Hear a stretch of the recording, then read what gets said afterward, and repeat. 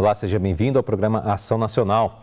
Olha, sancionada em 2018, a lei conhecida como Lei Lucas determina que instituições públicas e privadas da educação básica capacitem professores e funcionários para prestar primeiros socorros. E para explicar sobre isso aqui, eu recebo a Heloísa Proença, ela que é especialista em educação do IBFE e também Escola de Educação da Unitá Faculdade, e também Sandro Reis, coordenador da Vida Formação em Saúde. Obrigado pela presença de vocês dois aqui hoje no Programação Nacional. Obrigado, Heloísa. Eu que agradeço, é sempre uma alegria ter a oportunidade de falar sobre educação, que é o meu tema preferido. Também é o Sandro, o professor Sandro, né? Posso dizer. Isso. Eu que agradeço também o convite e é um prazer falar sobre isso que para toda a população é algo fundamental para a vida humana. Então vamos falar um pouquinho, por que Lei Lucas? O que significa isso? Vamos explicar para os nossos telespectadores do que nós estamos dizendo aqui. A Lei Lucas é uma lei que foi promulgada primeiro em Campinas e depois nacionalmente. O ano passado ela se tornou uma lei nacional e o objetivo da lei é garantir que os profissionais da área da educação tenham formação básica em primeiros socorros para evitar acidentes nas escolas ou saber como atuar no caso de um acidente com criança, principalmente de 0 a 14 anos. E que tipo de acidente a gente pode dizer assim? Na escola na verdade, com criança pode acontecer de tudo, né? Mas assim, alguns acidentes são mais comuns, né? Tombo, queda, engasgo, são os acidentes que mais ocorrem. Inclusive a Lei Lucas, infelizmente, foi iniciada aí pela mãe de uma criança que se engasgou, né? É um acidente muito frequente. Então, se deu o nome porque Lucas é um garoto, então? Isso, que foi um garoto de 10 anos que estava num passeio na escola, foi fazer uma excursão perto de Campinas e no lanche, no almoço, um hot dog, infelizmente ele se engasgou e o atendimento inicial não foi possível ser feito, né? E infelizmente ele veio a óbito. Ele veio a óbito. E aí se criou então a Lei Lucas. E a mãe dele, a Alessandra, startou todo um movimento depois disso, né, buscando forças aí, deu o nome ao movimento, inclusive, de Vai Lucas, né, que ela intitulou, inclusive, Do Luto à Luta. E ela conseguiu aí, em outubro de 2018, que fosse sancionada a lei, né, que foi apelidada de Lei Lucas, a 13.722. Interessante. Olha, no Brasil, o número de mortes de crianças por sufocamento chegou a 810 em 2015. No ano de 2016, a estatística cresceu ainda mais, chegando a 826 crianças mortas por sufocação, seja por sufocamento, enforcamento, engasgo ou obstrução das vias aéreas. Olha, agora, por que os números tão altos assim? Na verdade, esses acidentes eles não ocorrem só na escola, né? Uma grande parte desses acidentes ocorrem em casa e alguns acidentes ocorrem na escola também. E acho que são várias questões. A primeira delas é, infelizmente, a falta de informação, né, das pessoas que fazem os cuidados às crianças. E um grande fator é a ausência de um adulto na presença da criança, tanto que o Conselho Tutelar indica, a gente tem as leis que garantem a proteção à infância, que a criança precisa estar sempre supervisionada por um adulto, né? A criança não pode ficar sozinha, em um segundo pode acontecer um acidente gravíssimo. E esses números, quando nós consultamos os dados, eles são assustadores. Queimadura é um acidente que ocorre acidentes também bastante. Né, que eu acho que... São envenenamento. Nossa, verdade. É um acidente também, intoxicação alimentares. Eu tive a oportunidade de conversar com um médico ortopedista uma vez e ele trabalha como plantonista de um hospital. Ele falou assim, olha, o que aparece de crianças com braço de 3 anos, 2 anos de idade com braço, perna quebrada, dedo quebrado. Eu falei assim, e ele tem que fazer cirurgia, né? Ele estava até conversando, falou, olha, eu vou ter que fazer amanhã a cirurgia de uma garotinha, né? Que vai ter que colocar um pino no braço dela, porque ela teve fratura exposta, né? No braço dela esquerdo, né? Eu falei, nossa, como assim, né? Caiu na escada, em casa. E você vê, eu acho que às vezes não está faltando até orientação para os pais, não seria começar lá na base? Vamos começar da base, né? Papai e mamãe, vamos orientar todo mundo para que a gente tome um rumo certo do negócio. Acho que tem algumas questões que a gente precisa considerar. A criança pequena, ela é movimento. Sim. Né? Então, quem segura uma criança em desenvolvimento? Acho que essa questão ela também precisa ser levada em conta. Então, como a criança é movimento, ela se arrisca bastante. Né? Então, a criança pequena não tem medo. O medo, ele vai surgindo conforme a experiência. Até por descobrir as coisas. Exato. Né, então tem essa questão que, né, é inerente à idade. Uma outra questão que eu acho que eu considero bem importante é a adequação do espaço para a criança, tanto em casa, quanto na escola, quanto nos espaços de cuidados, né? Seja um buffet, seja um berçário, ou mesmo, né, no âmbito da família. E a terceira questão é a prevenção mesmo, no sentido de orientar melhor os adultos, campanhas, né, da política pública para a orientação de cuidados à criança, que infelizmente não é uma prática no nosso país. Né?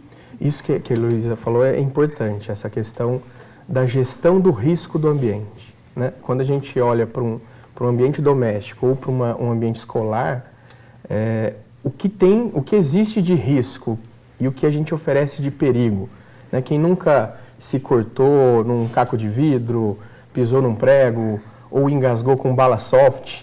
Sim. Né? É algo... Quando criança, Jesus.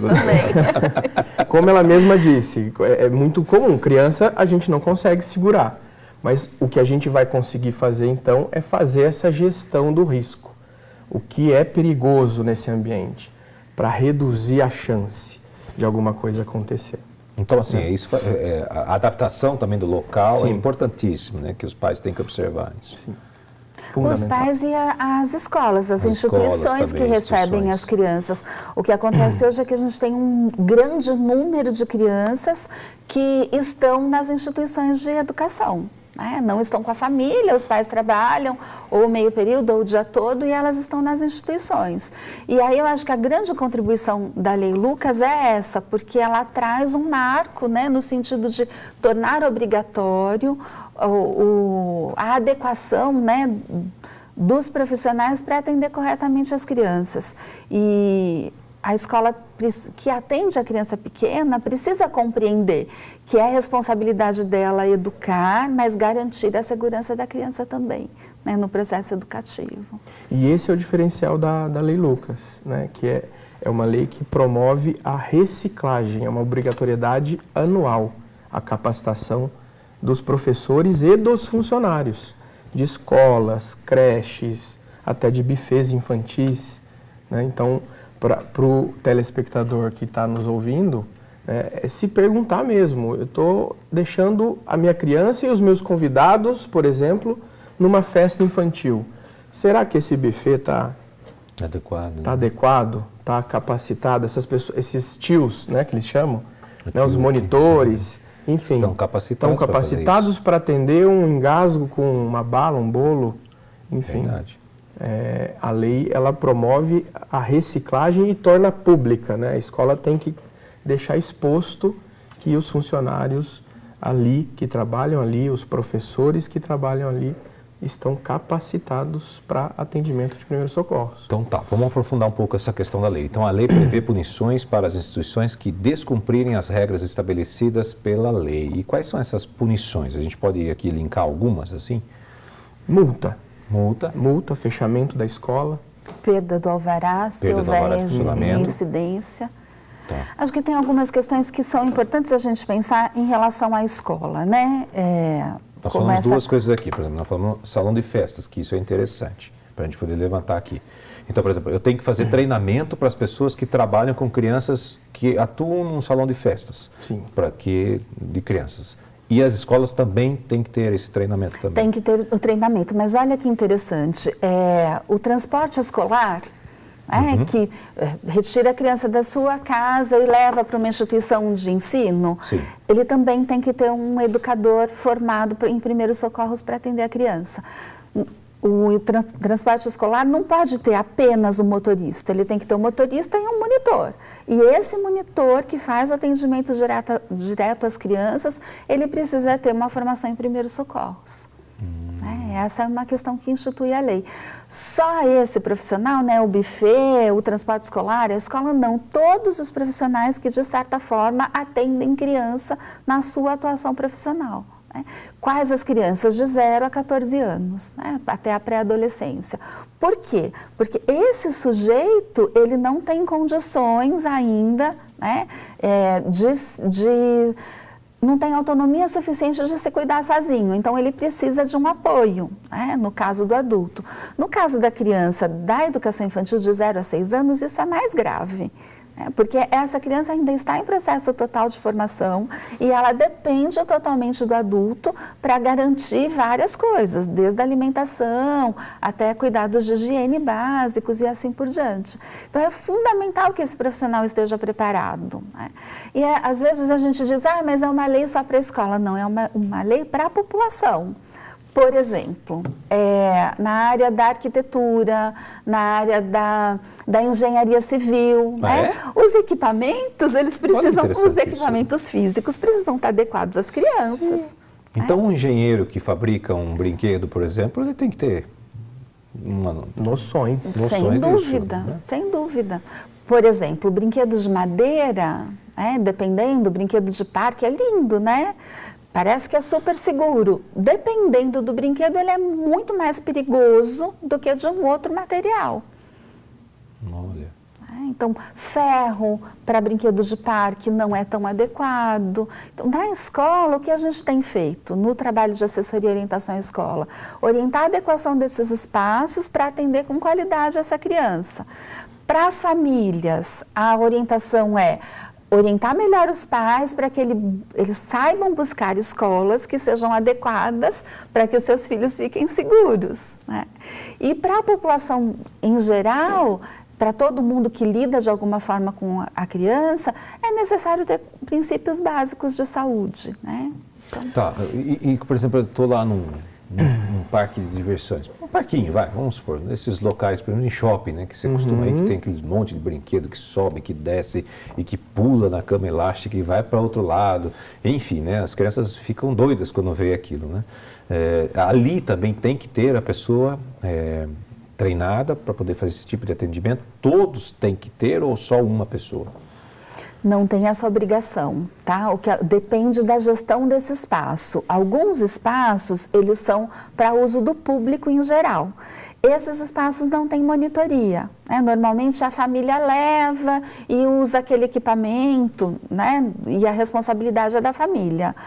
Se o espaço é um espaço de recreação instituído para isso, né? Se a lucratividade desse espaço é voltada para essa questão, aí esse espaço tem que oferecer, tem que ter uma pessoa ali treinada para receber as crianças, com adequação, com formação. Porque hoje você tem assim, né? Principalmente agora, né? Estamos no período de férias, né? Escolares. E aí, assim, né, todo mundo vai lá e você tem que pagar, né? Você paga, né, para deixar seu filho lá. A Lei Lucas, me parece que ela incluiu aqueles espaços que estão fora dessas legislações que a Heloísa comentou. Né? Um shopping, por exemplo, que tenha alguma recreação ali, a legislação entra no shopping. O shopping tem que oferecer toda essa estrutura de atendimento. Diferente de um buffet infantil, por exemplo. Diferente de uma creche, de uma escola infantil. Que o shopping já tem estrutura de atendimento médico e tudo mais. E quando a gente está como ela bem colocou, a questão do atendimento da comunidade em geral. Né?